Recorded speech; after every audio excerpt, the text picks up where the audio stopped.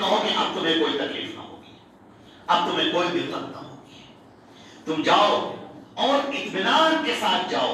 چنانچہ فرشتے اب اس کا نامہ اعمال وہاں پر لے لیا جاتا ہے اور وہاں پر رکھ دیا جاتا ہے، اور یہ کہا جاتا ہے کہ یہ نامہ اعمال اب قیامت میں نکالا جائے گا، اس کو تولا جائے گا۔ چنانچہ فرشتے اس کو لے کر وہاں سے آتے ہیں، اور یہ قبر جس کے اندر آپ نے رکھا ہے میت کو، منکر نکیر پھر آتے ہیں، روح ڈال دی جاتی ہے، بندہ زندہ ہو جاتا ہے، منکر نکیر اسے بٹھاتے ہیں اور کہتے ہیں کہ من ربک۔ ابھی سوال شروع بھی نہیں ہوتا کہ انتہائی خوبصورت شخص میں ایک شخص آ جاتا ہے وہیں پر اور پاس میں بیٹھ جاتا ہے، شانے پر ہاتھ رکھتا ہے اور کہتا ہے گھبراؤ نہیں۔ وہ بندہ کہتا ہے آپ کون ہیں؟ آپ کی شکل اتنی خوبصورت ہے، آپ کی باتیں اتنی اچھی ہیں، آپ نے جو لفظ کہا ہے میرے دل کو سکون مل گیا ہے، آپ کون ہیں؟ وہ کہتا ہے میں تیرا نیک عمل ہوں، میں تیرا نیک عمل ہوں۔ نماز، صدقات، نیک اعمال سب آ جاتے ہیں اس کو تسلی دینے کے لیے، ان کی باتوں پر تسلی ہوتی ہے۔ اب منکر نکیر بھی جو سوال کرتے ہیں تمہارا رب کون ہے؟ وہ کہتا ہے میرا رب تو اللہ ہے۔ وہ کہتے ہیں کہ اچھا تمہارا دین کیا ہے؟ وہ کہتا ہے میرا دین اسلام ہے۔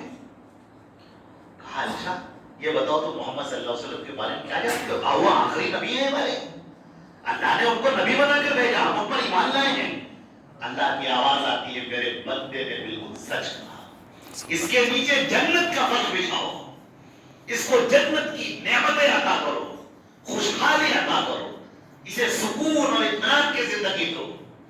چنانچہ فرشتے اسے اطمینان اور سکون کی زندگی فراہم کرتے ہیں۔ فرشتے اس کو پھر لے کر جاتے ہیں اللہ رب العزت کے حکم سے، جنت کی کھڑکی کھولی جاتی ہے، اس کو دکھایا جاتا ہے اور کہا جاتا ہے ھذا مقعدک، دیکھ لو یہ تمہارا ٹھکانہ ہوگا جب قیامت قائم ہو جائے گی، جب نامہ اعمال تولے جائیں گے میدان محشر میں، تمہارا یہ ٹھکانہ ہوگا۔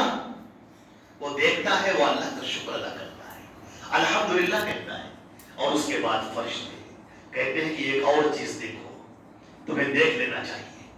چنانچہ ایک اور کھڑکی کھولی جاتی ہے، اس میں وہ جھانک کر دیکھتا ہے سامنے جہنم ہے، جہنم کے نظارے، اس کے شعلے، فرشتے جو مار رہے ہیں، جو سزائیں دے رہے ہیں، جو تکلیفیں اذیتیں دے رہے ہیں، وہ اپنی آنکھوں سے دیکھتا ہے، وہ ڈر جاتا ہے۔ فرشتے کہتے ہیں کہ تمہیں ڈرنے کی کوئی ضرورت نہیں، یہ اللہ کا شکر ہے، اس کا احسان ہے کہ تم اس جہنم سے بچ گئے اور اس جنت میں داخل ہونے والے بن گئے۔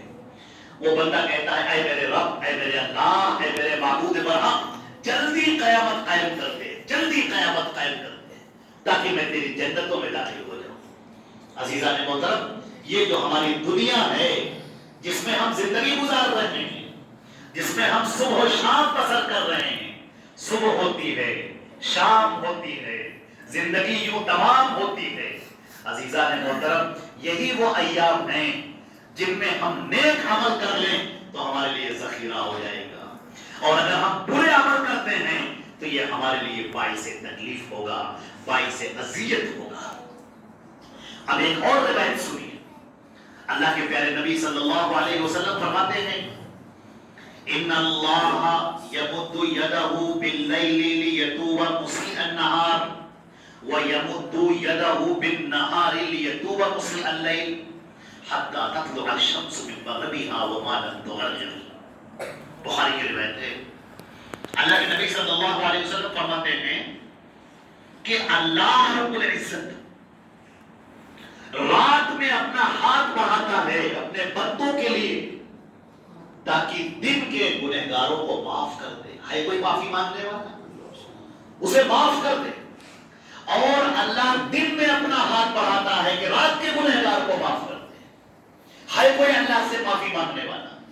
اللہ تعالیٰ اپنی رحمتیں لٹا رہا ہے، اللہ تعالیٰ چاہتا ہے ہم اپنے بندوں کو معاف کر دیں۔ کوئی آئے تو معافی مانگنے، کوئی کہے تو کہ پروردگار ہم نے غلط کام کیا، آج سے ہم توبہ کرتے ہیں، آج سے ہماری زندگی بڑی اچھی ہوگی، بڑی شاندار ہوگی، کوئی آئے تو۔ ہم تو مائل کرم ہیں، کوئی سائل ہی نہیں، راہ دکھلائے کسے رہروے منزل ہی نہیں۔